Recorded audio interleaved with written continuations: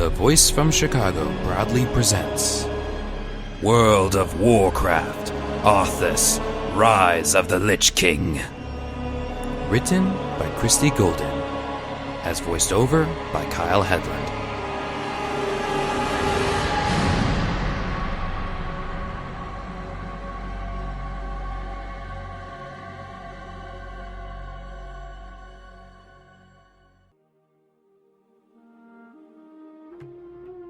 A few days later, Arthas was standing on the castle ramparts, keeping Falric, one of the guards, company, and handing him a steaming hot mug of tea. Such a visit, like the ones Arthas paid to the Balnir family, and the castle's scholarly maids, and valets, and blacksmiths, and indeed nearly every underling on the royal grounds, was not unusual. Tanaris always sighed, but Arthas knew that no one was ever punished for speaking with him, and indeed he sometimes wondered if his father secretly approved. Falric smiled gratefully and bowed deeply in genuine respect, pulling off his gauntlets so the mug would warm his cold hands. Snow threatened, and the sky was pale gray, but thus far the weather was clear. Arthas leaned against the wall, resting his chin on his folded arms. He looked over the rolling white hills of Tristfall, down the road that led through Silverpine Forest to South Shore, the road along which Anduin Lothar, the Mage Khadgar, and Prince Varian will be traveling. "Any sign of them?" "Nay, your highness," Falric answered, sipping the hot beverage. "It could be today, tomorrow, or the day after. If you're hoping to catch a glimpse, sir, you may be waiting a while." Arthas shot him a grin, his eyes crinkling with mirth. "Better than lessons," he said. "Well, sir, you'd know that better than I would," Falric said diplomatically, clearly fighting the impulse to grin back. While the guard finished his tea, Arthas sighed and looked back down the road as he'd done a dozen times before. This has been exciting at first, but now he's becoming bored. He wanted to go back and find out how Brightmane's foal was doing, and began wondering how difficult it would be to slip away for a few hours and not be missed. Falric was right. Lothar and Varian might still be a few days away if... Arthas blinked. He slowly lifted his chin from his hands and narrowed his eyes. "They're coming!" he cried, pointing. Falric was at his side immediately, the mug forgotten. He nodded. "Sharp eyes, Prince Arthas. Marwyn!" he called. Another soldier snapped to attention. "Go tell the king that Lothar and Varian are on their way. They should be here within an hour." "Aye, Captain," the younger man said, saluting. "I'll do it. I'll go," said Arthas, already moving as he spoke. Marwyn hesitated, glancing back at his superior officer, but Arthas was determined to beat him. He raced down the steps, slipping on the ice and having to jump the rest of the way, and ran through the courtyard, skidding to a halt as he approached the throne room, and barely remembering to compose himself. Today was when Tanaris met with representatives of the populace, to listen to their concerns and do what he could to assist them. Arthas flipped back the hood of his beautifully embroidered red rune cloth cape. He took a deep breath, letting it escape his lips as soft mist, and nodded as he approached the two guards, who saluted him sharply and turned to push open the doors for him.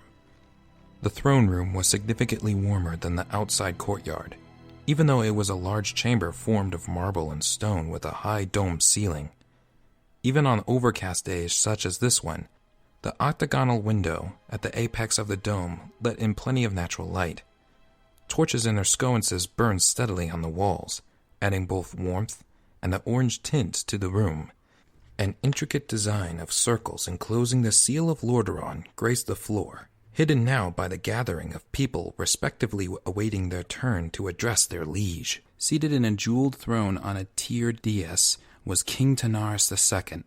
His fair hair was touched with gray only at the temples, and his face was slightly lined, with more smile lines than the ceased frowns that etched their marks on souls as well as visages. He wore a beautifully tailored robe in hues of blue and purple, wrought with gleaming gold embroidery that caught the torchlight and glinted off his crown. Tanaris leaned forward slightly, engrossed in what the man who stood before him, a lesser noble whose name Arthas could not recall at the moment, was saying. His eyes, blue-green and intent, were focused on the man. For a moment, knowing whose coming he was about to announce, Arthas simply stood looking at his father. He, like Varian, was the son of a king, a prince of the blood, but Varian had no father. Not anymore. And Arthas felt a lump rise in his throat at the thought of seeing that throne empty, of hearing the ancient song of coronation sung for him. By the light, please let that day be a long, long time away. Perhaps feeling the intensity of his son's gaze, Tanaris glanced over at the door. His eyes crinkled in a smile for a moment. Then he returned his attention to the petitioner. Arthas cleared his throat and stepped forward. Pardon the interruption. Father, they're coming. I saw them. They should be here within the hour. Tanaris sobered slightly. He knew who they were. He nodded. Thank you, my son. Those assembled looked at one another. Most of them, too, knew who they were. They moved as if to end a meeting. Tanaris held up a hand. Nay, the weather holds and the road is clear. They will arrive when they do, and not a moment before. Until then, let us continue. He smiled ruefully. I have a feeling that once they come, audiences such as this will need to be tabled. Let us finish as much business as we can before that moment. Arthas looked at his father with pride. This is why people loved Tanaris so much, and why the king usually turned a blind eye to his sons adventuring among the common folk. Tanaris cared deeply about the people he ruled, and had instilled that sentiment in his son. Shall I ride out to meet with them, father? Tanaris scrutinized his son for a moment, then shook his fair head. No, I think it's best if you do not attend this meeting. Arthas felt like he'd been struck. Not attend? He was 9 years old. Something very bad has happened to an important ally, and a boy not much older than he had been rendered fatherless by it. He felt a sudden flash of anger. Why did his father insist on sheltering him so? Why was he not allowed to attend such important meetings? He bit back the retort that he would have sprung to his lips had he been alone with Tanaris. It would not do to argue with his father here in front of all these people, even if he was totally and completely in the right on this. He took a deep breath, bowed, and left. An hour later, Arthas Menethil was safely ensconced in one of the many balconies that overlooked the throne room. He grinned to himself. He was still small enough to hide under the seats if anyone poked their nose in for a quick perusal. He fidgeted slightly. Another year or two, and he wouldn't be able to do this. But in a year or two, surely father will understand that I deserve to be present at such events, and I won't have to hide. The thought pleased him. He rolled up his cloak and used it as a pillow while he waited. The room was warm from braziers, torches, and the heat of many bodies in a small space. The heat and the soothing murmur of voices in normal discussion lulled him, and he almost fell asleep. Your Majesty! The voice, powerful, resonant, and strong, jerked Arthas awake. I am Anduin Lothar, a knight of Stormwind. They were here. Lord Anduin Lothar, the one-time champion of Stormwind. Arthas edged out from under the seat and rose carefully, making sure he was hidden behind the blue curtain that draped the box, and peeked out. Lothar looked every inch the warrior Arthas thought as he regarded the man. Tall, powerfully built, he wore heavy armor with ease that indicated he was well accustomed to its weight. Although his upper lip and jaw sported a thick mustache and short beard, his head was almost bald. What hair he had left had been tied in a small ponytail. Beside him stood an old man in velvet robes. Arthas' gaze fell on the boy who could only be Prince Varian Wern. Tall, slender, yet but with broad shoulders that promised the slim frame would one day fill out. He looked pale and exhausted. Arthas winced as he regarded the youth, a few years older than he, looking lost, alone and frightened.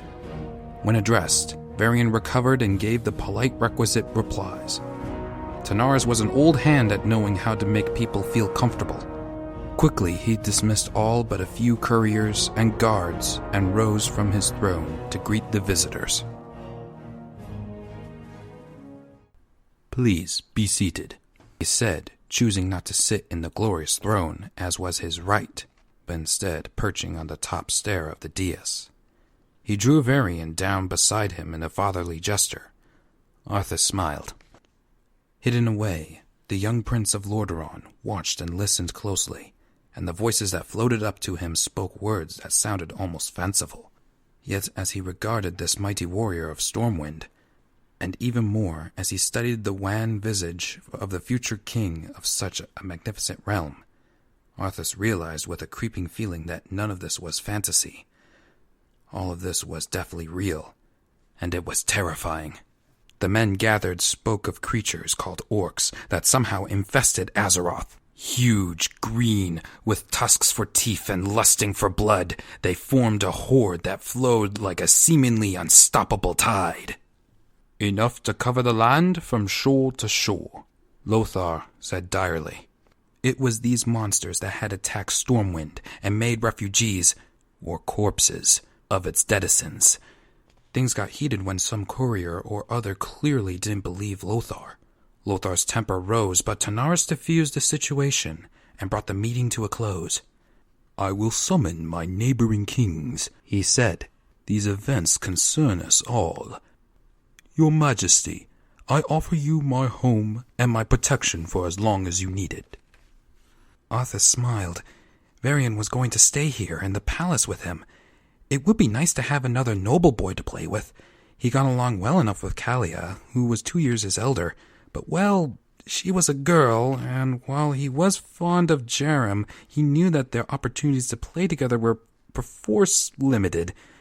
Varian, however, was a prince of blood, just like Arthas, and they can spar together and ride and go exploring. "You're telling us to prepare for war." His father's voice cut in on his thoughts with brutal efficiency, and Arthas's mood grew somber again. "Yes," Lothar replied. "A war for the very survival of our race." Arthas swallowed hard, then left the viewing box as silently as he had come.